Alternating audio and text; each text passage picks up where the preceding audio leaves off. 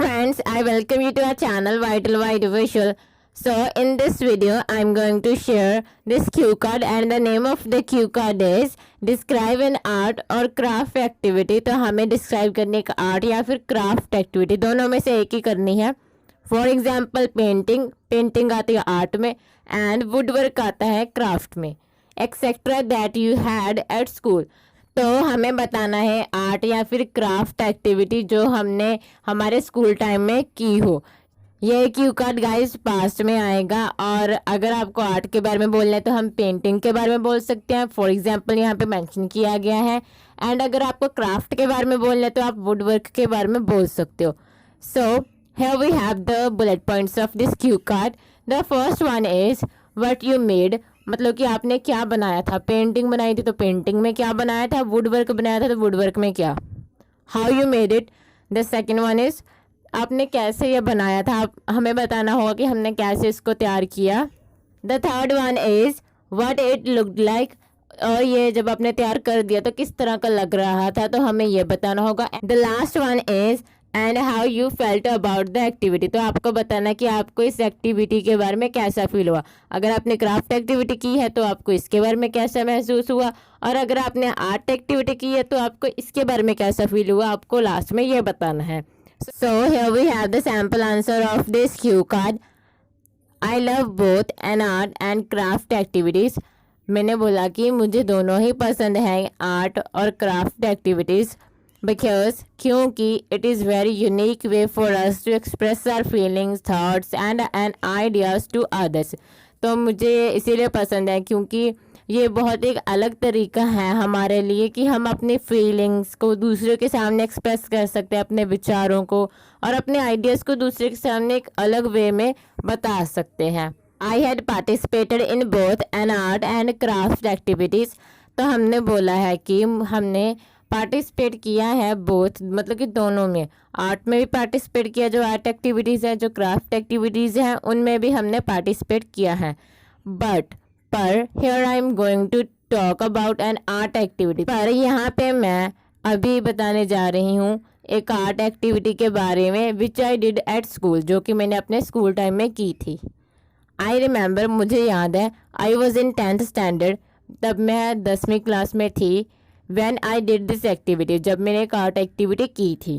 At that time, उस time I participated in an art competition, मैंने एक art competition में पार्टिसिपेट किया था and it was at district level, और ये एक जिला पद्धर के ऊपर पे जो कॉम्पिटिशन्स होते हैं आर्ट कॉम्पिटिशन उसमें आता है।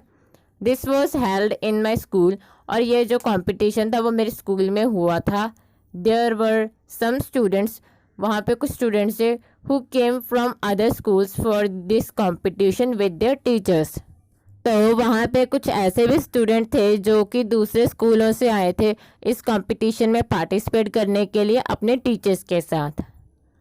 ऑल द पार्टिसिपेंट्स होता है मतलब जो प्रतियोगिता में पार्टिसिपेट करते हैं उनको बोलते हैं। केम टुगेदर, वो सब इकट्ठे आ गए थे। एट वन रूफ, मतलब कि एक छत के नीचे। इन ड्राइंग रूम, मतलब एक ड्राइंग रूम था मेरे स्कूल में, ड्राइंग रूम के नीचे, मतलब ड्राइंग रूम की जो छत है, एक कमरा है, उसके नीचे सभी पार्टिसिपेंट्स इकट्ठे हो गए थे। देन उसके बाद the principal ma'am of our school, जो प्रिंसिपल मैम थे मेरे स्कूल के, केम इनसाइड द रूम, वो अंदर आए कमरे में। And she said to all participants, उन्होंने सारे जो पार्टिसिपेंट्स थे जिन्होंने पार्टिसिपेट किया था प्रतियोगिता में, उनको बोला दैट एवरीवन, कि हर एक person would make one painting, कि हर एक पर्सन एक पेंटिंग बनाएगा रिलेटेड टू सेव इन्वायरमेंट से related, as this was the main theme for us. ये मेन थीम था उस दिन का और हमें बताया गया था कि आपको सेव इन्वायरमेंट के ऊपर आपको बनानी है painting. She gave us 3 hours to complete this, तो उन्होंने हमें 3 घंटे दिए इस पेंटिंग को कंप्लीट करने के लिए। Then I decided to make a painting, तब मैंने डिसाइड किया कि मैं एक पेंटिंग बनाऊंगी which would give a message on this particular topic, जो कि मैसेज देगी इस पर्टिकुलर टॉपिक के ऊपर ही होगी वो पेंटिंग, और इस पर्टिकुलर टॉपिक के ऊपर ही वो मैसेज देगी। आफ्टर दिस, इसके बाद I drew one big image of an earth, इसके बाद मैंने एक बहुत ही बड़ी पिक्चर बनाई एन अर्थ, अर्थ की बनाई, जैसे आप यहाँ पे मैं देख सकते हो इन राउंड शेप, वो भी राउंड शेप में। And this was in the middle of the painting, और जो मैंने जो अर्थ बनाया था वो मैंने पेंटिंग के बीच, बिल्कुल बीच में बनाया था, मिडल में बनाया था। The size of this in the painting was very large, तो अर्थ का जो साइज था पेंटिंग वो सबसे बड़ा था। देन इसके बाद I added one smile emoji face in the earth, तो मैंने एक इमोजी बनाया, जैसे कि आप इमोजी यहाँ पे देख सकते हो। यहाँ पे आपने देखा है कि अर्थ है, तो अर्थ में मैंने जैसे कि 2 बिंदु लगा के उसके बाद ऐसे स्माइल से एरो बना दिया, जिससे कि वो एक स्माइल वाला इमोजी बन गया, तो मैंने वो अर्थ के बीच में बना दिया।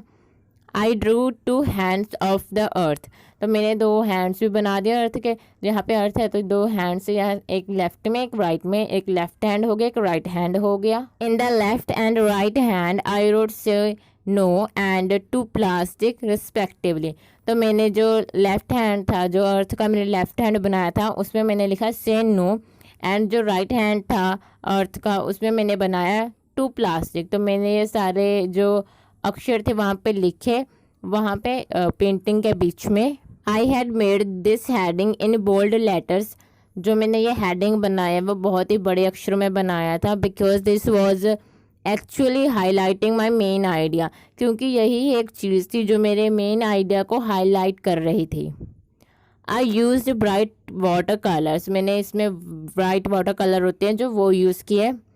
I made this painting very simple, जो ये पेंटिंग बनाई थी मैंने बहुत ही ज़्यादा सिंपल बनाई थी, क्योंकि इन दिस वे, इस तरीके से people can able to identify easily the message of this, क्योंकि इस तरह जो लोग हैं वो बहुत ही आसानी से आइडेंटिफाई कर सकते हैं कि क्या मैसेज है इस पेंटिंग का। आफ्टर कंप्लीटिंग द पेंटिंग को कंप्लीट करने के बाद I was pleased to see it because it was looking very attractive. जब मैंने पेंटिंग कंप्लीट कर दी तो ये बहुत ही ज़्यादा अट्रैक्टिव लग रही थी।